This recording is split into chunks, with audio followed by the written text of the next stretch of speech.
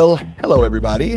How are we doing today? Welcome back to the Texas Real Estate and Finance Podcast. My name is Mike Mills. I'm a local North Texas mortgage maker with Service First Mortgage. And today is a very unique and special episode because I am back for the fifth time. I have my daughter with me today because we're going to talk about money in college, which is something that I know all parents out there, especially with the cost of college these days, are very concerned about. So we're going to dive into that a little bit and give some details on how we went through the process ourselves and what you can maybe expect if either you have a young kid who you want to send to college at some point, or even if you have a high school senior that's about to graduate and you're looking for some money somewhere. So we're going to go into all that. But first off, thank you very much, my dear, for joining me today. I appreciate you. So let's start before we get into all the money and the boring stuff. I want you to tell everybody a little bit about your journey, right?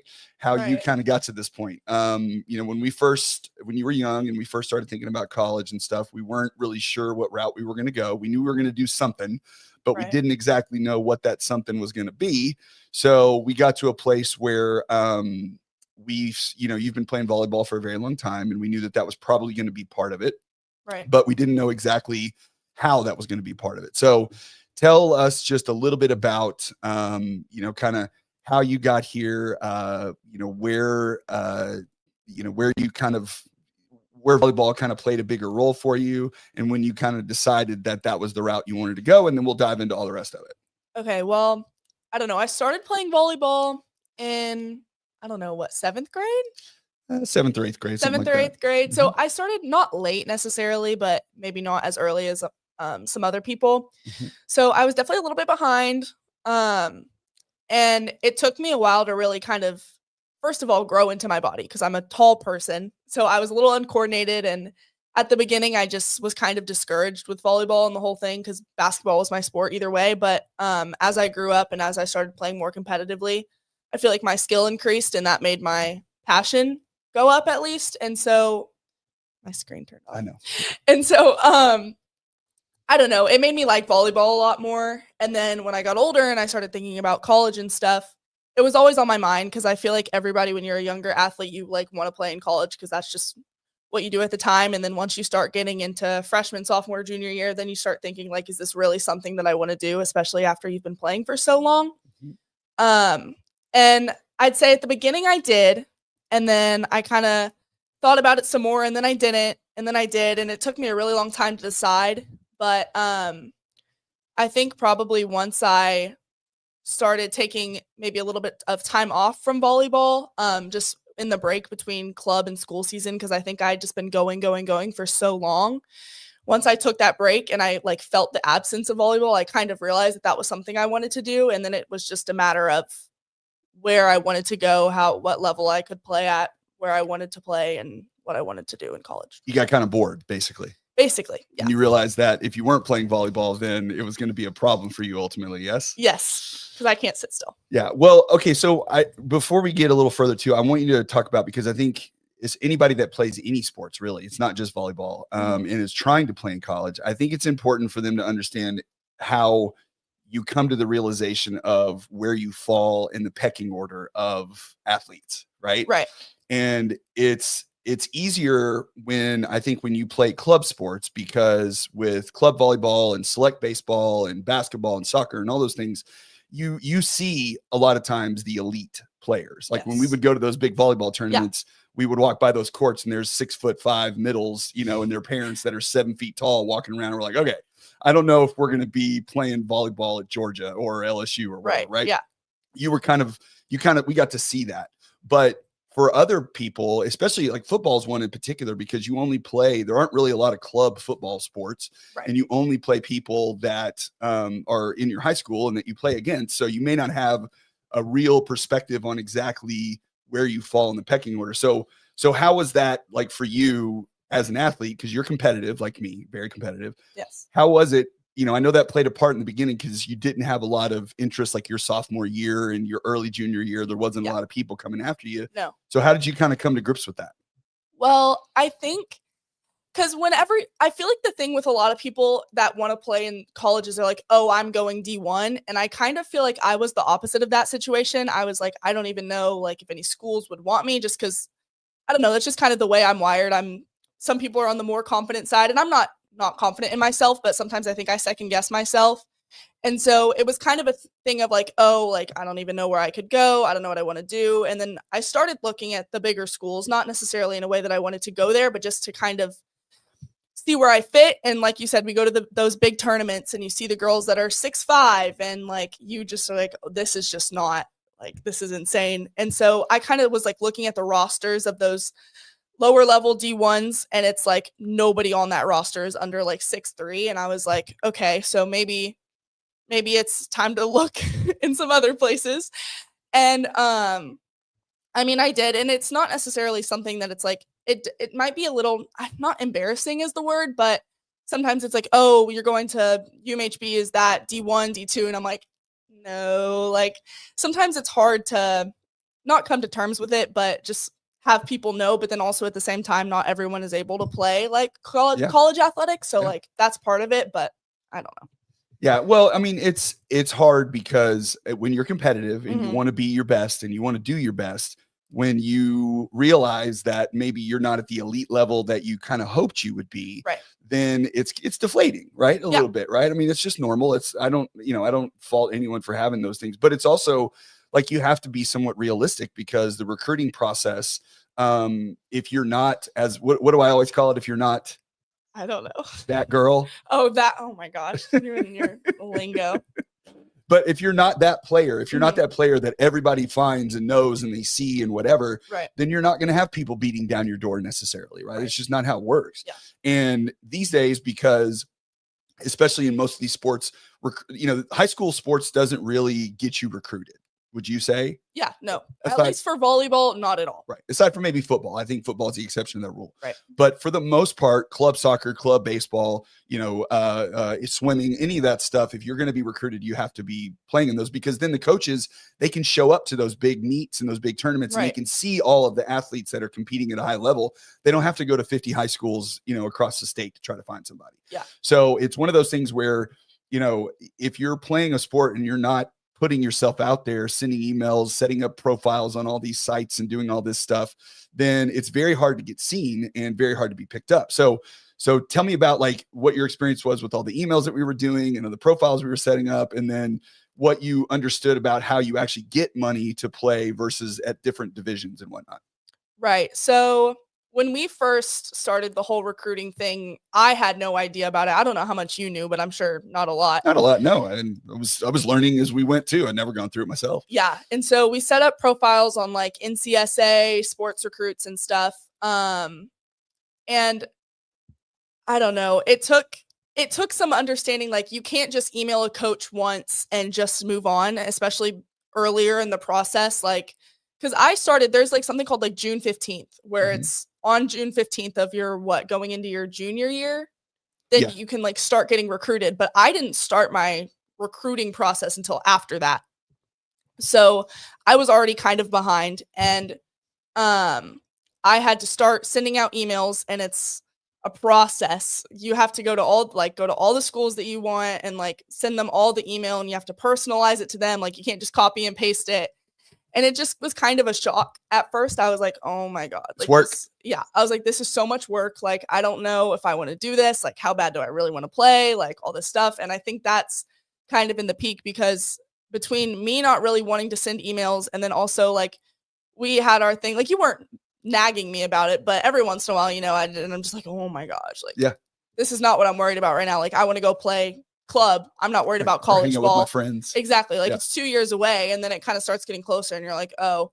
And then I got interest from UMHB, and I went on like an official visit there, and I was like, oh, like, this is cool. Like, this is something that I want to do, because it never really felt real. Like, you would have phone calls with coaches and like Zooms, but like it still didn't really feel real. You're like, this is so far away. Like, it didn't feel like it was really on me until we took a visit to UMHB, and I was like, oh wow, like, this is cool. Like, I want to start reaching out to more schools and see what other visits I can get and stuff like that.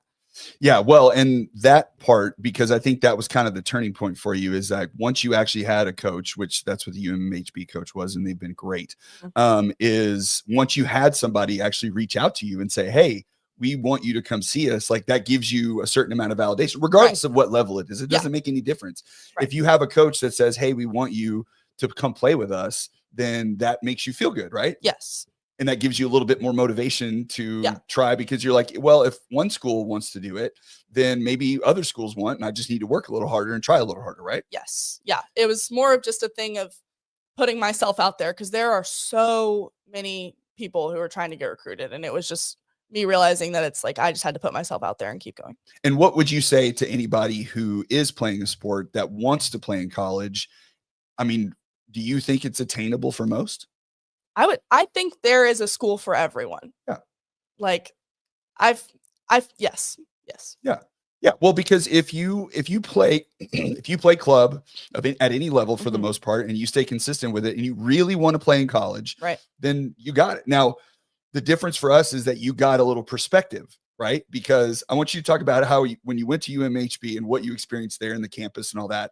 And then also when you went to like Arkansas Tech and a few of the other ones that you saw and you were like, oh, okay, now I understand what this is. Well, so UMHB was my By the way, UMHB is University of Mary Hardin-Baylor, the Crusaders. It's in Belton. We're committed to there. Great we had our school. national signing day on last week, so we're officially a player now. We're all very excited. Yes. Okay. So when I first went to UMHB, I guess I didn't realize how like nice necessarily that I had it there, because I loved everyone there, the players that were there that I met. So I visited, and then I also had a camp for like the recruits that we went to, and we all like kind of played together. And the coaches, the whole coaching staff, so nice. All the girls there, the girls that were already on the team, the campus is beautiful. Like it was just great. And I was like, okay, like all schools must be like this. I was like, because, you know, in my head at first, I was like, oh, like it's a D3, it's whatever. It's not going to be that nice. And then I went and I was like, this is really nice. Like the other D3s must be like this. And then I went on my official visit to a D2, and it just, which is Arkansas Tech. No shade. No shade. I had so much fun at that camp. Yes. And some of the girls on that team I still talk to. Yeah. But it just was not necessarily what I was looking for. And the environment I just didn't necessarily love, and there were some other things, but it just kind of put it into perspective for me, like that not all schools are like that. And because I got so lucky with my first one, I think I was so convinced that everyone else was like that, and it just wasn't the case. You hadn't had perspective yet. You didn't really understand what you had at UMHB and what it was like. You just that was your first one. So you had no idea. And then once you got to see a few other places and realized, okay, wait a minute, this isn't like Arkansas Tech was nice, but it was out in the middle of nowhere. Of nowhere. Like you had to drive for hours. We just saw cows for the last 2 hours of that drive. Yes. Yeah. So it was a long trip. And you know, when you're thinking about like for us as parents, like wanting to come see you play and you maybe wanting to come home and all that kind of stuff, like that all kind of adapted it too. And so then like a 6-hour drive or something like that. Yeah.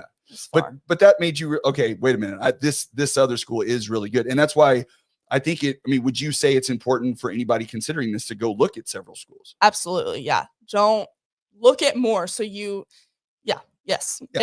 know what you want. Yeah, because then you get an idea and you get reality of, okay, this is what it actually is. And the great thing about UMHB is it is like a big college campus. It's got, a big football stadium. The arena that you guys play in for volleyball so nice. Is very nice compared to some of the other places that we've seen. So it's even like we've seen a few lower level D1 schools that are, like UMHB is so like what you said, some D1 schools are not as nice as UMHB. We got really lucky with. Yeah.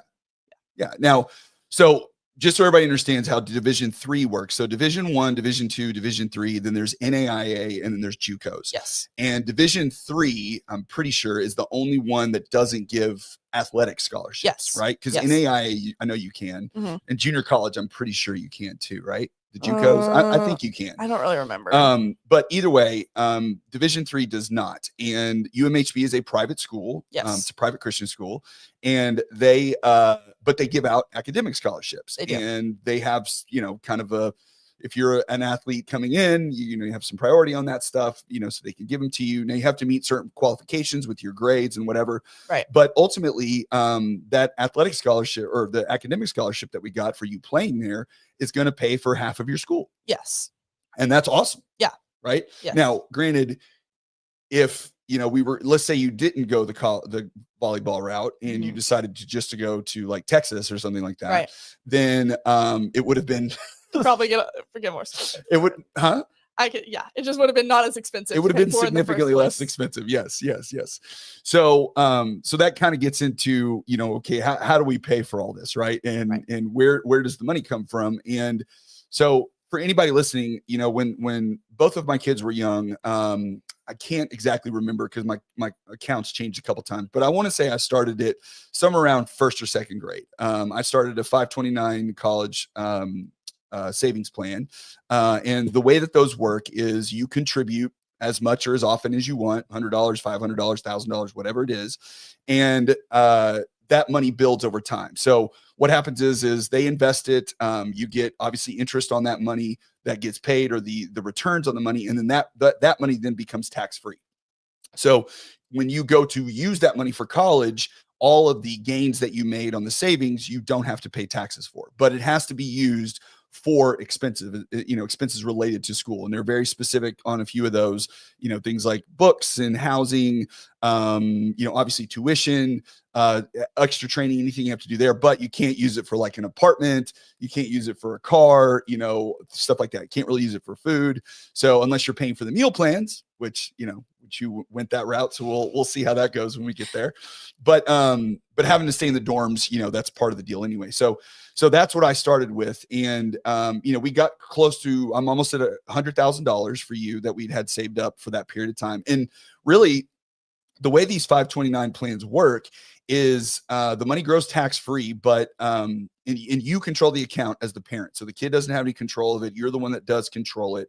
And you can set up monthly withdrawals, but also you can have family members contribute. So instead of, having them give them, all these toys and stuff that are going to be tossed away when they're in 4th or 5th grade and never be used again, you can have grandparents and family members contribute to the college fund as well, which will help you grow it over time. Because as we know, college is very expensive. Do you remember, or do you know how much all this is, generally speaking? I mean, I'm going to say a number and I don't think it's going to be right, but like, I don't know if it's a year is $80K or the whole time is $80K. So it is, no, it's not it's almost the whole time, but not quite. So it's about per semester, it's somewhere in the neighborhood of around $45,000 for UMHB. Okay. Now for state schools, depending on other tuition plans, you might be in the neighborhood of say, 15 to 20. And then of course there are a lot of per year, but there are a lot of scholarships you can get for state schools. And then of course, schools that neighbor Texas, if you're in Texas, they have, incentives for you to come, like Arkansas and Oklahoma. In other words, they kind of share students back and forth. So it varies wildly, but if you're going to any type of college, it's going to be expensive these days. It's very expensive, and every state is going to have 529 plan, but you don't have to do a state specific 529 plan.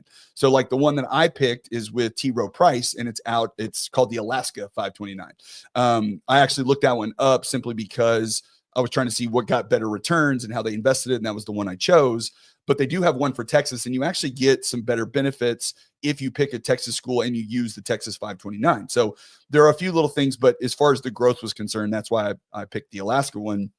And just to kind of give you an idea of how some of this money works. So let's say that you started at age 1. So at 1 year old, you started contributing every month. And let's just say you did $100. So $100 a month, and you're going to assume an average rate of return of about 7%, then your total contribution is going to be about 20 grand. And over the life of the student for 17 years.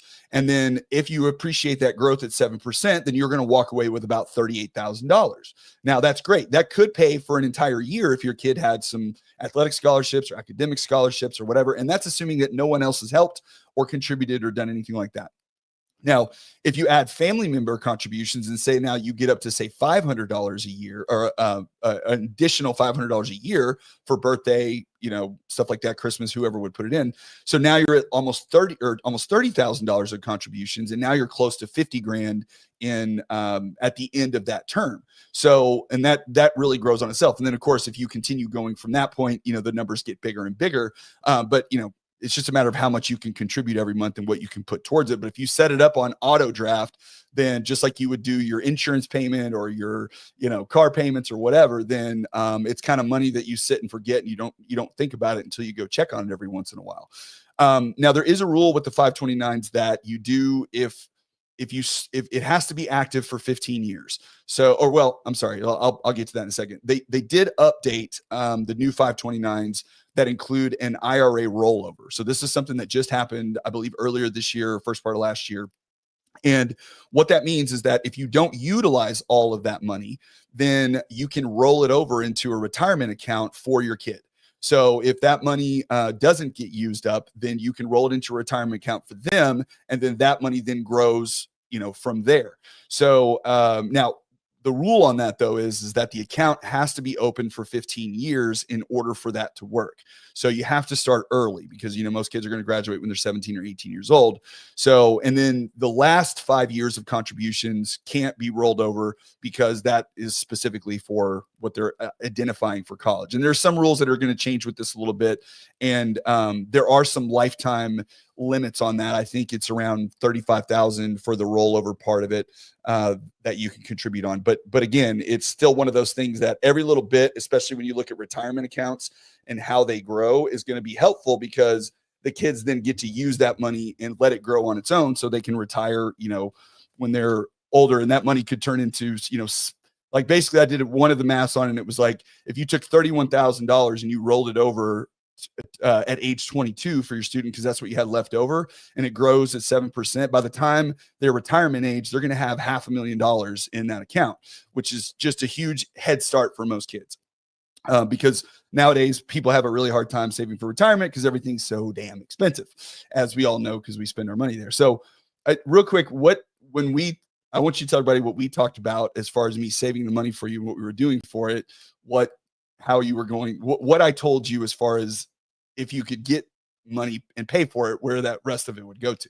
Right. You said that if I could get scholarships and pay for college, whatever was left, I could have. Correct.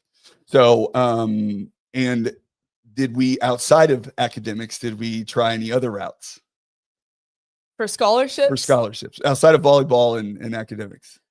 Not necessarily. Not necessarily. This is the part where we kind of start to fall short here, because there is a ton of money out there, but just like the recruiting process, right? What does it take to get that money? It takes work. It takes work. What do you have to do in most cases? You have to write essays and apply and look for them.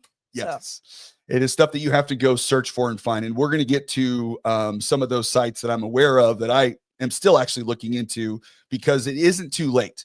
Even if you have a graduating senior that's going to graduate this year, there are actually a lot of scholarships that you can't even apply for until you're a senior, because they take into account your class rank, your GPA, and all that kind of stuff. So there's a ton of stuff out there that you can still get if you want to, find money out there. Now, what you have to realize is we're not talking about $10, $20, $30,000. We're talking about $500, $1,000, $2,500, but every little bit helps, especially because have you looked into the books? When I was in college, we had to pay for books, and books were expensive as hell.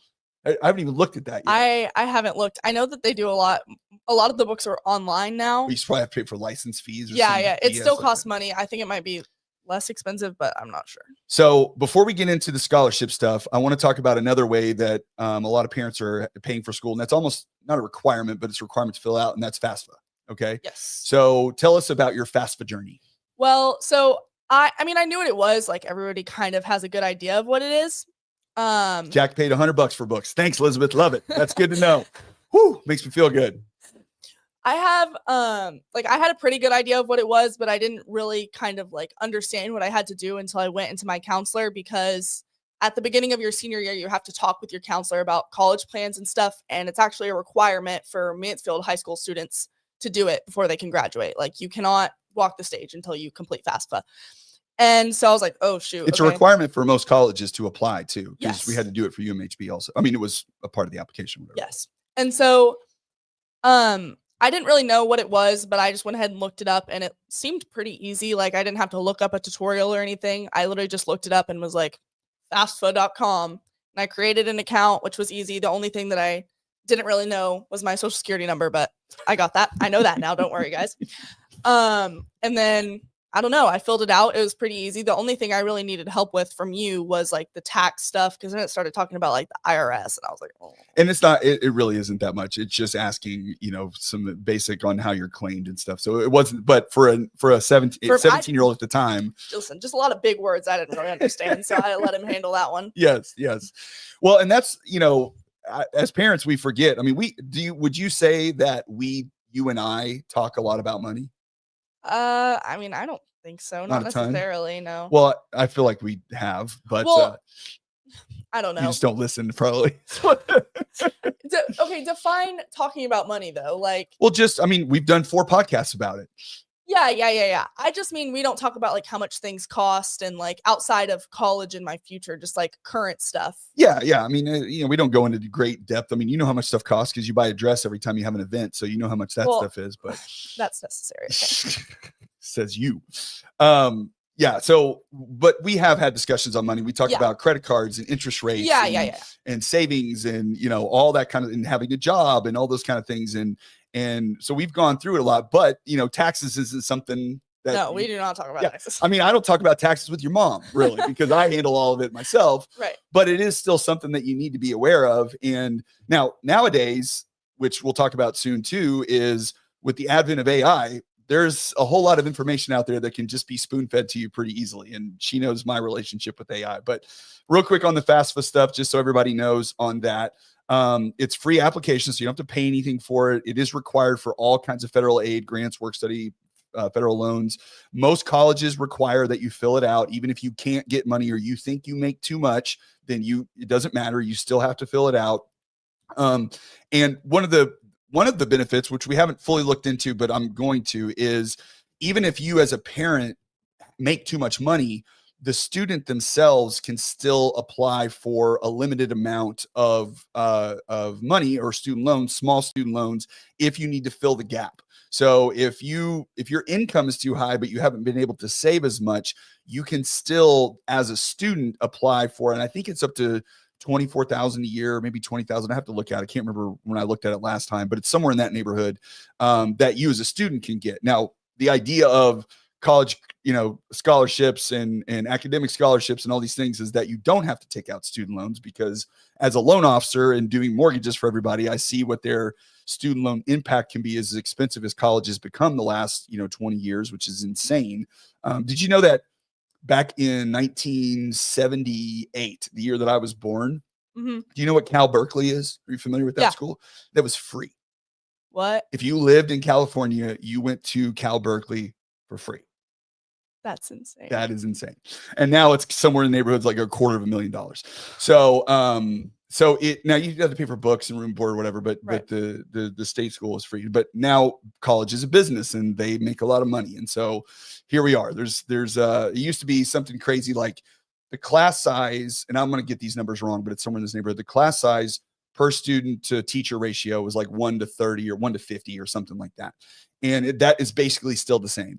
But the administrators to student ratio back then was like 1 to 50. Right. And now it's like 1 to 3. That's crazy. So for every 3 students on campus, there's 1 administrator, which is insane.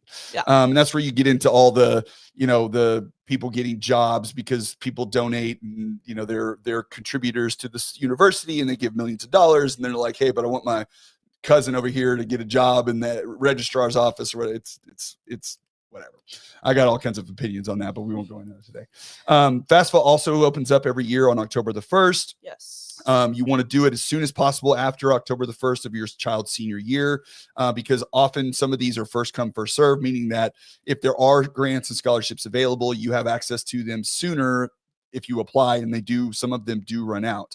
And you have to do it every single year, not just your freshman year that they're in there. You have to have social security numbers, driver's license, federal tax returns, W-2s, bank statements and investment records if you have those, and then records of any untaxed income is what they require.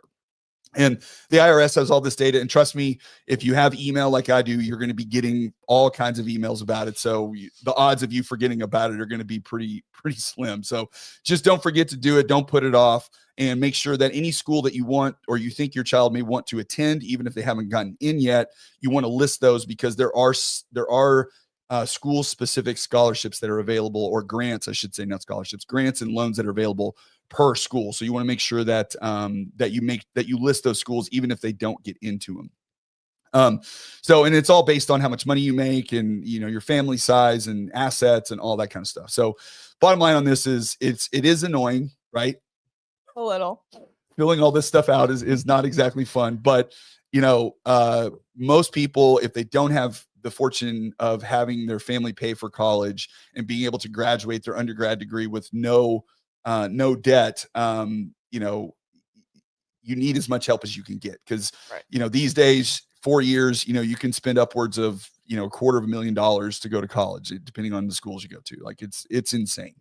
All right, so that's FAFSA. Definitely check into that if you haven't already. If you're a senior or family of a senior and you haven't done that yet, we're still relatively early. It's November 15th. Most people procrastinate and put time off. So go ahead and get after that right away.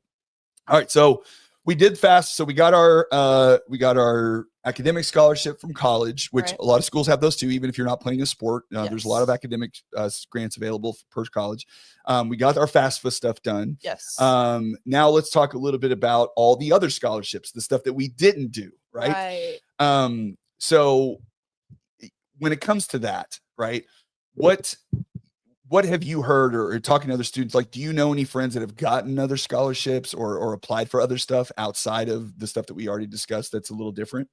Honestly, no. And I think that's kind of maybe one of the bigger reasons why I haven't been so big on the other scholarships, because I have been looking. Like there's like Niche and bold.org and like scholarship.com, and I have profiles on all those, and I've applied for the ones that are like the no essay ones that are like yeah. Look at you. I know. I've been doing it a little bit, guys. All right. Okay, just a little. Okay. I didn't even know that.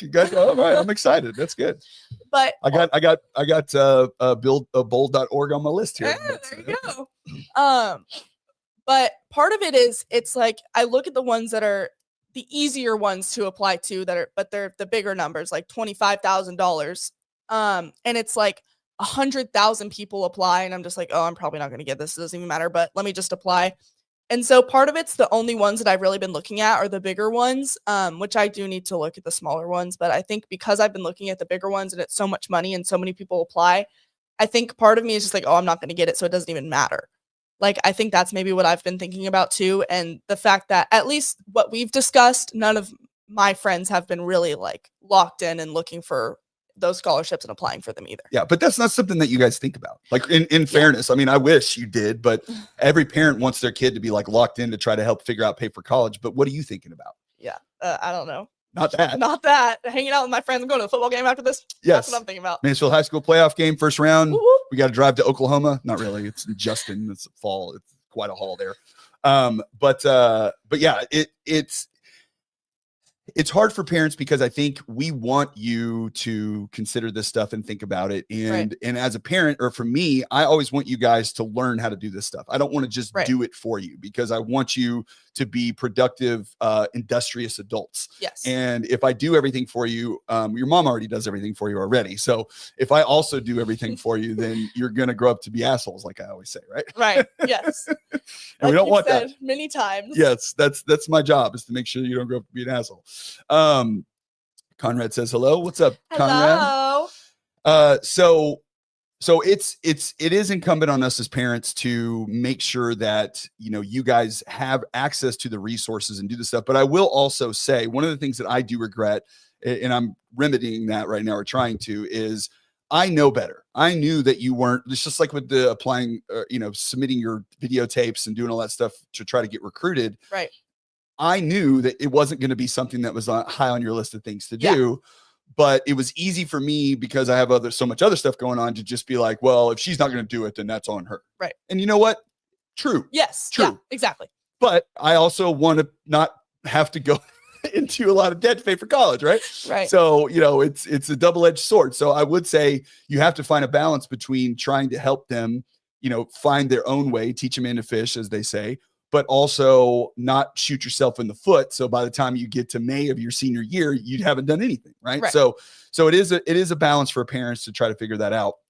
And this is the part that I didn't do up to this point, that I wish I would have done more of or had a little more detail on to figure it out, which is these extra scholarships. And there are websites like fastweb.com. So it's the largest scholarship database out there. It's free to use. You create a profile, like Catey said. It matches you to scholarships that match your profile. It updates pretty regularly with new opportunities. So if you go on there and just check it on a pretty regular basis, because remember, what you're doing here is you are looking for money, right? So if somebody told you every day you could go out in your backyard and there might be $1,000 under a rock, you just need to go look. You might go check it out. Right. Just saying. Yeah. But that's a good place to start. It takes a little bit to set up your profile. It does take a little time, but this is where teach them in to fish. Sit down with your kid, help them set it up. Or if you have an industrious one like mine that already did it, thank you so much. Then that's helpful as well. And then there's scholarships.com, very similar to FastWeb. It's a free matching service. It's a little bit different database. They have a few other things on there, but it doesn't take as much time. And you'll have, what I would suggest is when you go through the first one and they ask you all the questions, copy it, write it down, take screenshots, whatever, because then each subsequent one you fill out. Yeah, that was my biggest thing when I was signing up for all the things, especially in the apps, because there's a few apps and it's like so tedious filling it all out. But it's helpful because you fill it all out and then it gives you scholarships that match you based on that, and you can kind of just input your information. But filling it all out is so much work, and I had to go back and look at my SAT score like 1,000 times. So yeah, write it down. Yeah. Okay. It's really annoying. Well, and it's kind of like what we talked about too, and this goes back to the recruiting process a little bit for athletes, is do you remember the questionnaires? Oh, yes. Although it did help because he made a spreadsheet that had all my information. Yes. And so I was able to just go and look, and that was great. Whenever you are interested in playing for a college, especially if you go through any of the sports recruits or NCSA sites or whatever, when you do that, a lot of the schools, or part of the process is they want you to fill out a questionnaire. And again, if you are that girl or that guy, you ain't got to do this. No. Okay. Yeah. But most people aren't that girl or that guy. So that means you do have to do this. But have a form or something saved, because it's going to ask you obviously all your name and date of birth and all that, but it's going to ask you your metrics. How tall are you? What's your vertical? What's your bench press, or, whatever, where your profile's located, what position do you play? What some of your stats, all those things. Yes. You want to have all that, because it just makes filling out all this stuff very much more easy. Yes. If you have it saved somewhere and you're just a little bit organized with it. It makes a big difference. There's also bold.org. So tell me about that one. So, because this is fairly recent, I will say. This was like less than a month ago. I just was kind of looking it up because I don't remember. I was talking about it. I don't know if it was a teacher or someone, but I think it was someone next to me that I didn't really know, was applying. And I was like, oh shoot. Like, cause I know we've had a few conversations about it, and I'm like, oh, I'll get to it. I'm like, oh, I gotta get to it. And so I looked up just like scholarships, and it literally gave me scholarship.com, bold.org.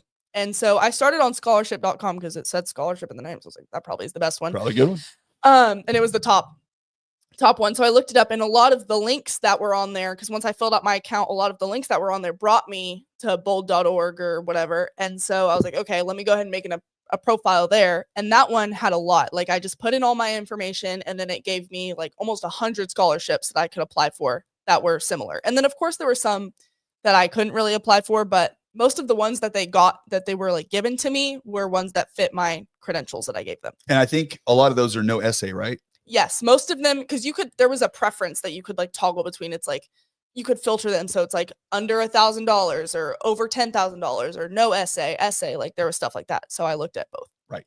So I think you can apply for multiple at once. You don't have to go to each particular one, right? You just click a button and it like lets you. Well, so kind of the only hard, like I think there were 3 that let me.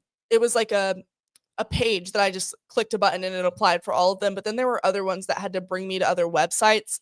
Like a lot of the websites that I looked at when I was looking at what college I wanted to go to, like Niche, and what was that other one? Hold on. I don't really remember, but you had to go and make an account for those. So it just kind of depended. Yeah.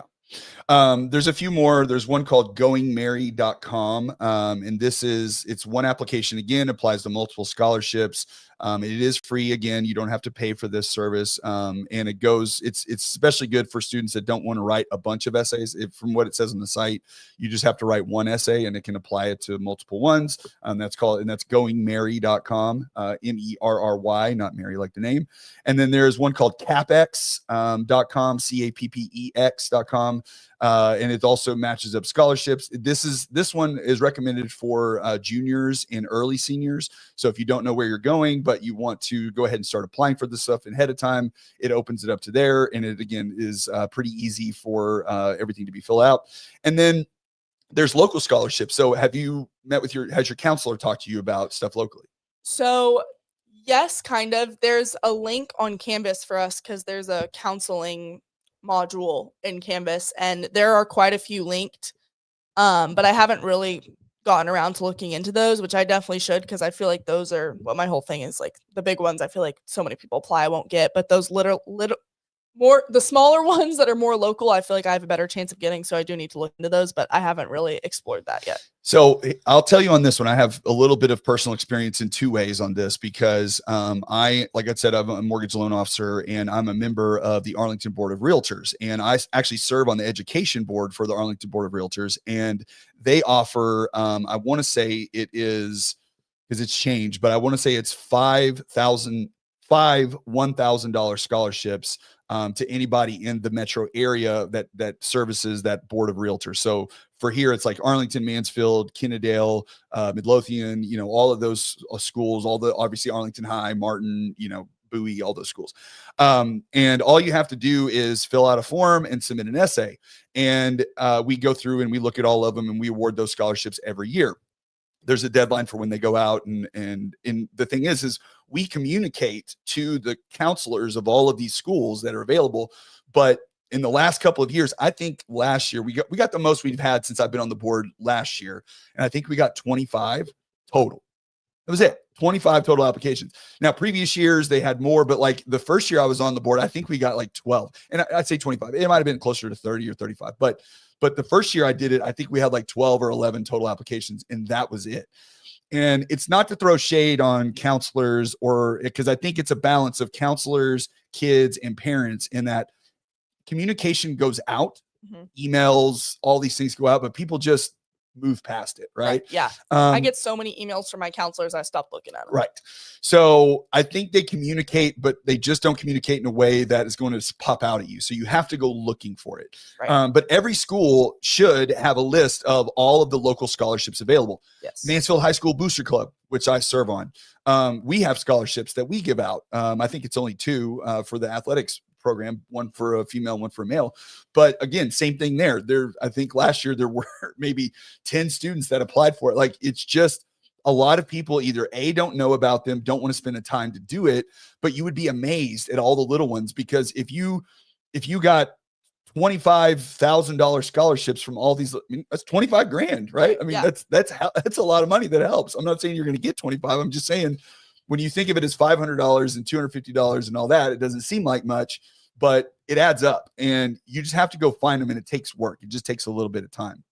So, have they given you guys any, like, I know they hold like different little seminars and stuff that they have at school for all this stuff. Have you gone to any of those? No, there was, I think, one that was required that we went during English, but I happened to not be there that day. So we had like one mandatory assembly at the very end of our junior year that talked about like everything you could do your senior year and after high school, like the military, whatever. And then we had one this year that was mandatory that I was not there for. And then the rest were like optional. I'm not going to that. Yeah. Well, I haven't gone to any either, so I'm just as bad as you are on that. But I would strongly recommend, if you're a parent and you're looking for money, to go to these things, because you're going to pick up stuff. And again, it's the 80-20 rule in its fullest extent, because 80% of the people aren't going to apply for these. And if you go to these local ones and find them and search them out, then you can pick up a good amount of money that you can use, towards college. And so it just can't be understated. Now, one of the things that we did not have in the very beginning when I started this process, and especially when I was going to college, is AI. Okay. And I know you roll your eyes because I talk about this all He the time. loves AI. Loves. I'm in love with AI. That's right. We're best friends. My new friend Claude, Chat and I are taking a break. We still hang out, but Claude's my girlfriend. So that's He doesn't even he calls it chat. It's Chat GPT. He's giving him nicknames like help. You can name your AI. You can name Chat. Like if you want to call Chat like Bill, you can be like, hey Bill. See, and it's worrying me that you know that. Yes, yeah, I know a lot about it.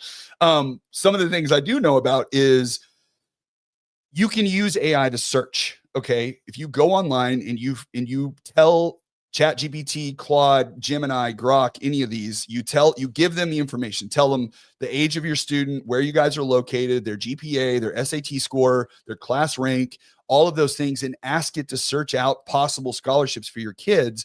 It will give you an entire list of stuff. Okay. It will lend it all out for you. You can just ask it questions like you were sitting with a high school counselor and asking them what you should apply for, because it's all there. So not only can it get you the resources, right? But when you tell it something like, hey, here's my student, how many backgrounds, what possible scholarships are available based on this profile in this area, and it'll list them all out. The other thing it can help you do, which is a little, I don't want to say it's controversial, but it certainly isn't something that everybody's like, oh, you can't do that. You can, which is write these essays. Okay. Essays are a pain in the butt. There's no doubt. All right. And you can't just go in and tell Chat, I want to write an essay that says I'm awesome, 300 words, blah, go. Right. Because then it very much will sound like AI if you haven't primed it properly.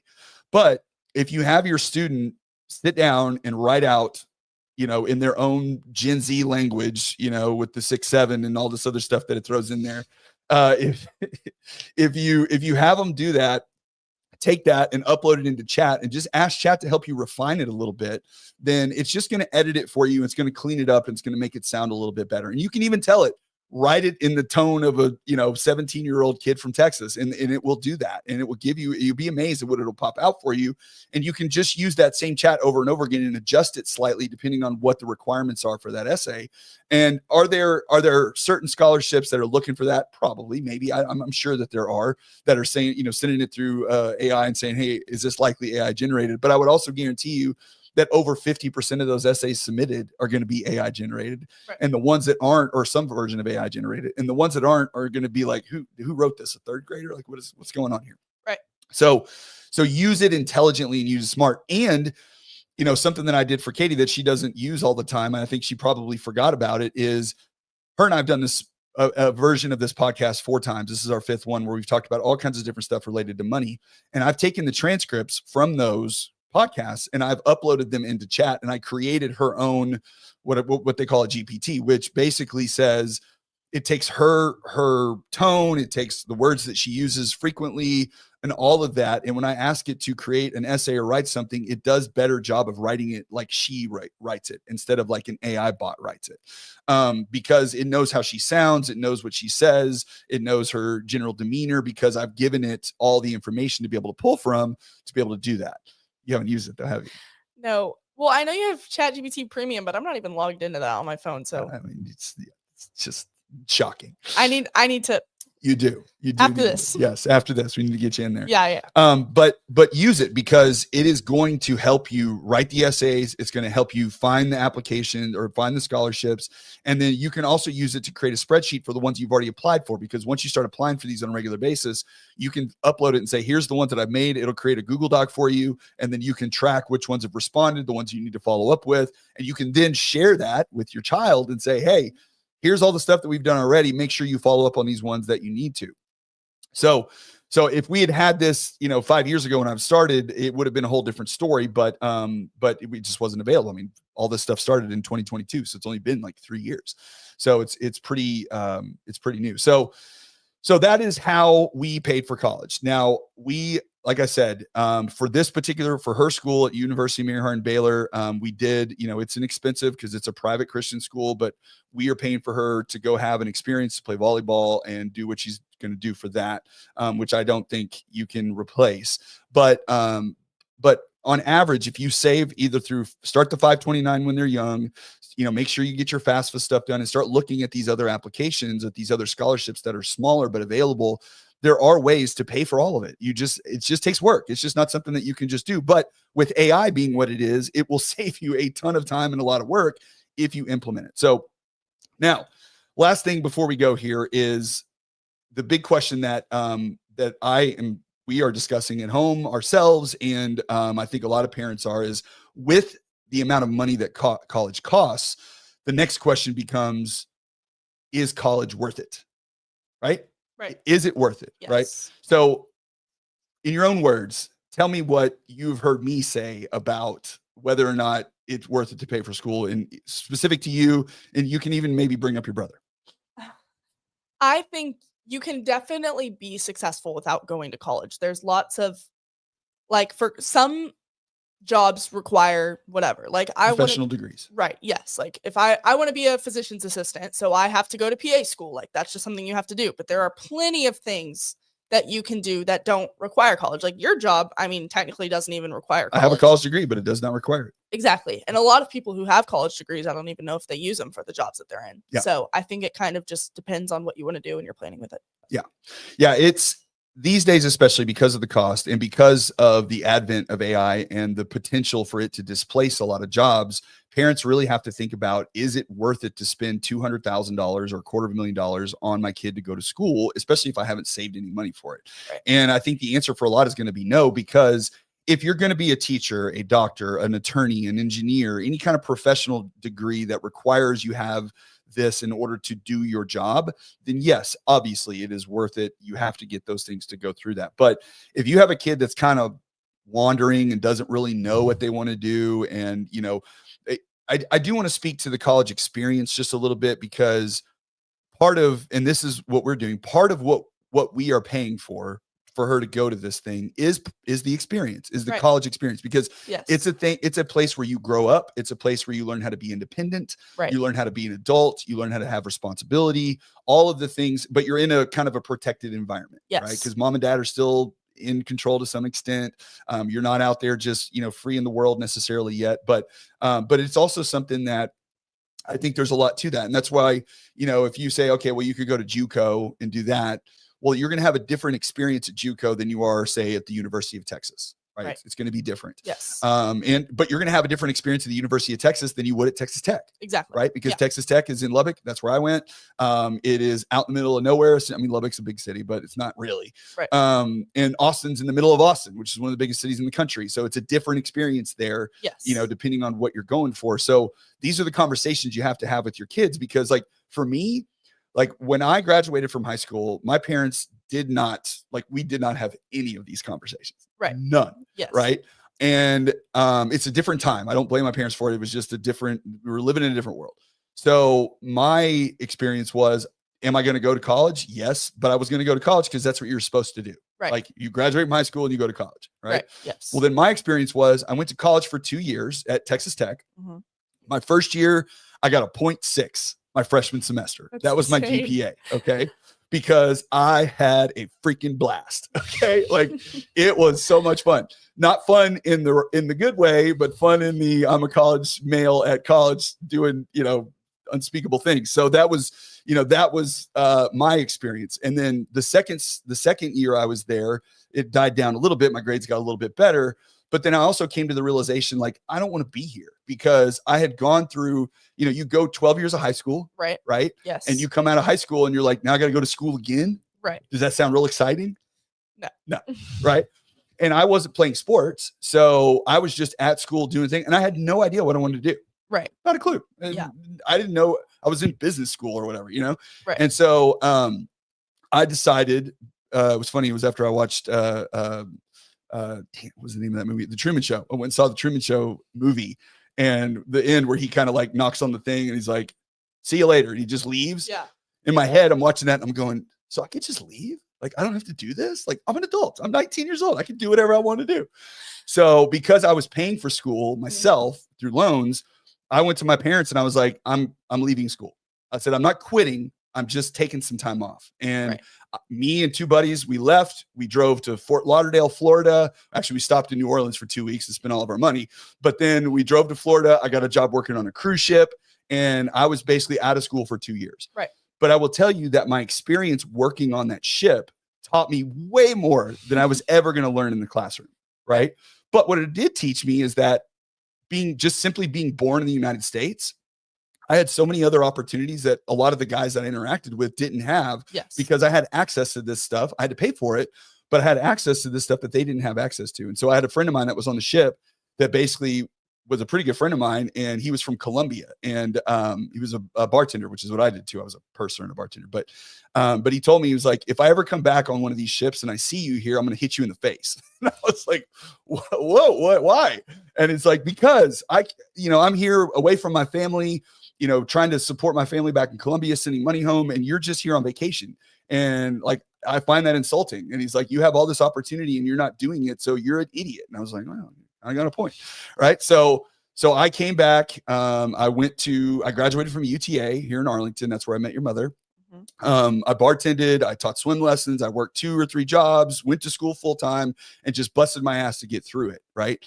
I finished with the degree and a lot of debt, but a decent amount of debt because I made decisions on where to go and spend my money. But I've never really used it. Like the one job I had to have to get it, I went to go work for Radio Shack as a merchandise buyer, and I was making $19,000 a year. Yeah. Okay. I was making $50,000 teaching swim lessons, managing a swim school with no degree.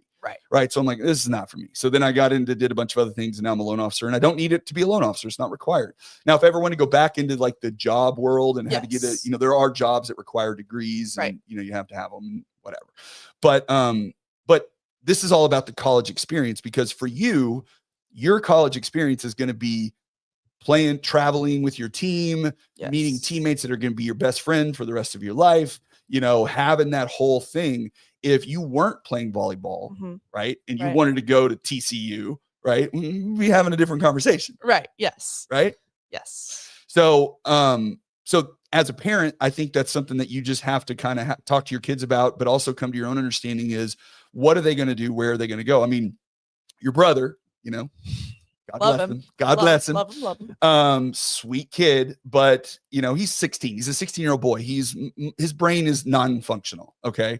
But he, all of us, it's not just him. Every boy at that age, we're idiots. Right. So, but he has no idea what he wants to do. He might be able to play baseball or football in college. Possibly. He's a decent athlete, and he's got some growing still left to go. So we'll see. But I don't know if he were to come to me and be like, hey, I want to go, to Florida and go to this private. What do you think I would say? Heck no. Right. But that's just because he is who he is. Right. And it doesn't have to be the same path, but nowadays, again, with AI being a part of it, there's way more opportunities. There's trade schools. There is, services like fire departments and police academies and all kinds of things that you could do that don't necessarily require a college degree. Some police station, some of that does criminal justice, and you can advance and be a detective and things of that nature if you have it. But a lot of those will help you pay for it too if you go through their programs. So there's so many other opportunities out there that don't require. And by the way, some of the most wealthy people that I know, I'm not saying, I don't know if they do or they don't have college degrees, right? But I know that the businesses that they run and they own do not require college degrees, right? Because they're contractors, they're landscapers, they're electricians that run their own businesses. Those guys make a lot of money, and it is a very good career. And, I'm trying to talk him into maybe thinking about going into the fire academy, because for me, not only is that a great job and great career path, you get to hang out with your buddies and play video games, and then you go risk your life. I mean, there's a trade-off, but also you have so much free time that you can have your own side business. And I know a lot of very successful guys that were firefighters and have multiple businesses and are great, great human beings. So, I mean, there are so many different paths that you don't have to pay $250,000 to send your kid to school if you want to go that route. So it just depends on the kid and what they're going to do, and where their head is, and how it's going to handle for them. So, I don't know if all of this gives you more questions rather than answers on all of this stuff, but what I'm curious from you, like what has been your, we're about to graduate, right? We got a couple more months. Volleyball season for school's over. Fortunately, we're all very sad about that. But we still have club, and we got more volleyball to play, so we're good. So what do you feel like you've taken from all of this experience? From like talking about this, playing? Well, no, just being an athlete, getting ready to go to school. Like, what are you excited about? What's changed about what you think or what you know? I don't know. I think I'm just more on the volleyball side, I'm really excited just because I feel like for a while, not that I didn't like volleyball, but I just got bored of it, and it wasn't really my biggest focus. But I think now that I've seen what it is without it, and even, I mean, I'm home from school every day at 1 p.m. and I'm coming home and I'm just bored. And obviously, like, I work and stuff, but You're wired a little different though. Yeah. You can't just, I mean, you regular volleyball, club volleyball, you have a job, you've had a job your whole time. You're a student council, vice president, senior class, right? You NHS, you got a lot of responsibilities. You don't function that way. I got lots of stuff to do, but I don't function well without doing things. Yeah. And I think I'm just really excited to see, especially after going up to UMHB and meeting those girls and talking with my roommate and talking to the coach. Like, I'm just so excited to go, just go play volleyball, but also go be around those people in an environment that I think is really going to be good for me. And I think there's going to be a lot of things I can take away from it outside of just volleyball, like just experiences that I'm going to get that I don't think I would get other places. And I don't know. Moral of the story is I'm very excited. If you had, let's say you had sorry, water went down the wrong pipe.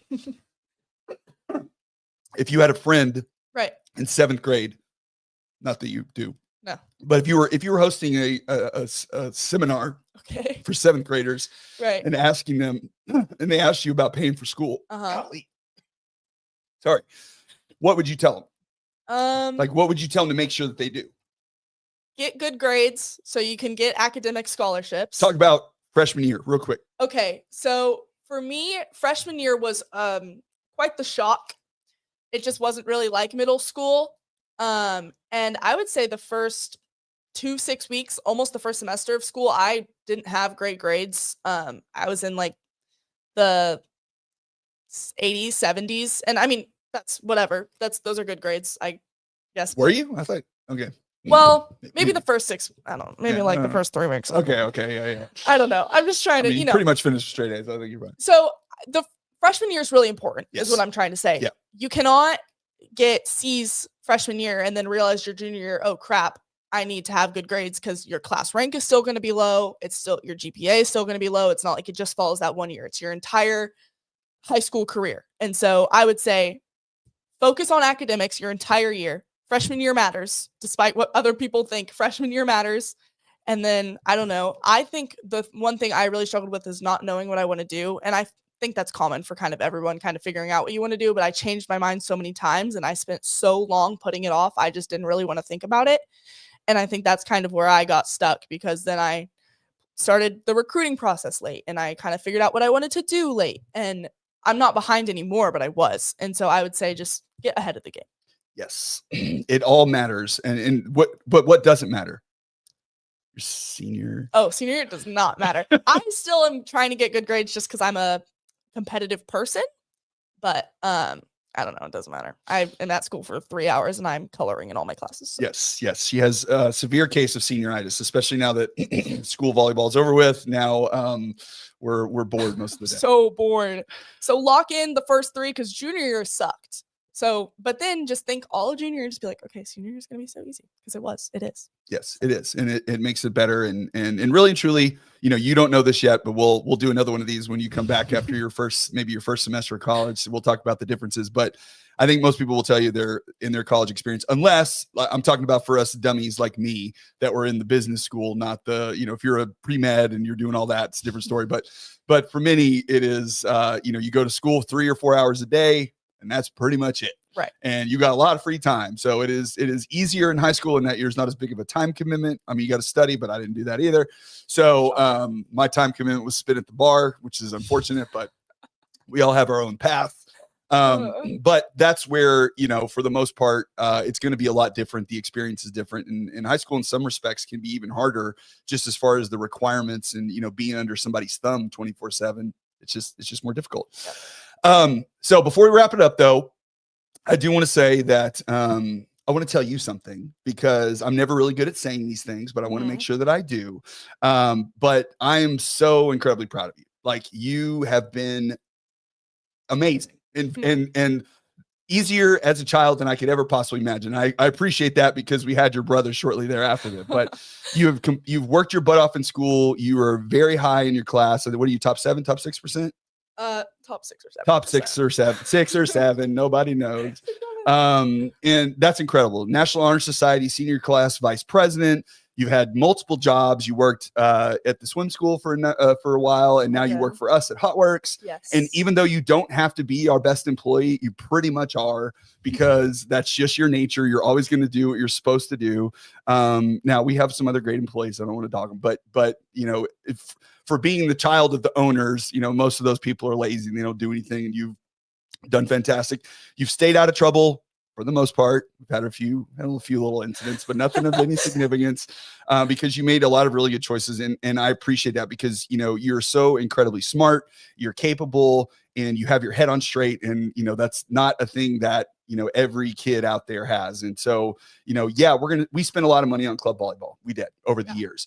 And, you know, people will say, you know, between the travel tournaments and the club fees and everything else, that we could have banked that money and paid for college itself. Yeah. But I wouldn't trade that for anything, because the money that, you know, it didn't just buy volleyball, it bought our family experience, and it was amazing. And I don't think your mom would trade it in. I wouldn't trade it in.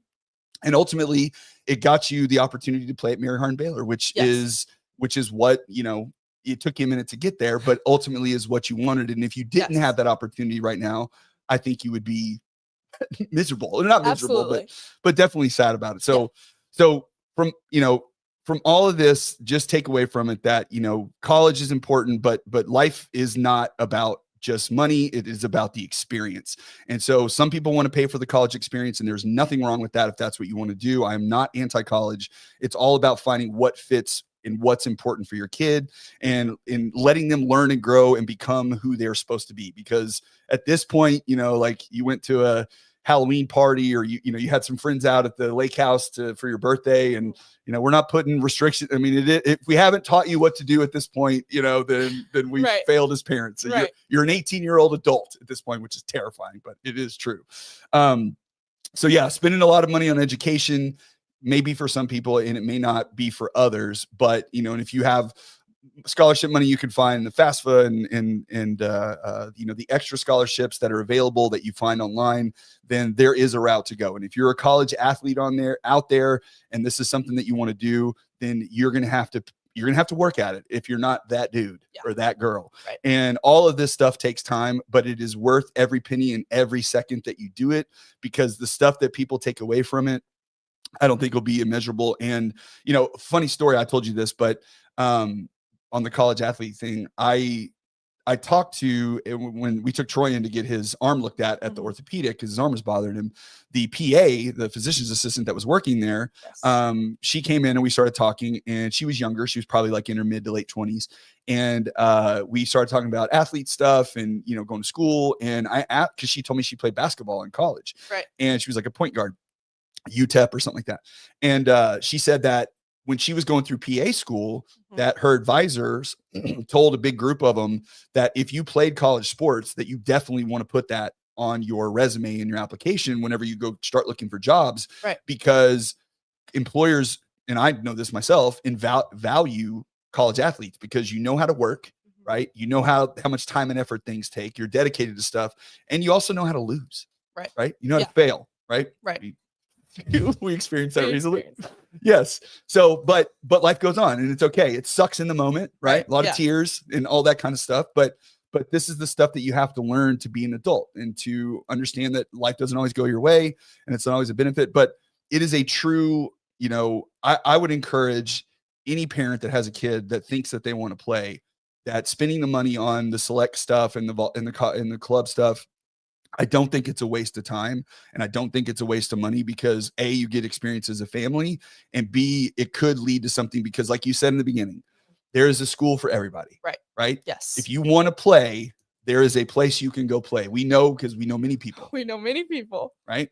Yes. So it's just a matter of how hard you want to work for it and how much time you want to put into it. But that's it. That's all we got for today. For our 5th installment of father-daughter time, where she committed to help me out today. So I really appreciate her. Is there anything that you would like to say before we wrap this sucker up?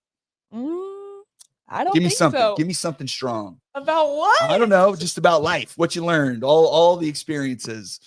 Plan ahead. Plan That's ahead. what I've learned. Plan ahead. That's all I got for you. Sorry. Spend some time and plan ahead. All right. Well, thanks for everybody that stuck around and listened with us today and watched. I appreciate it.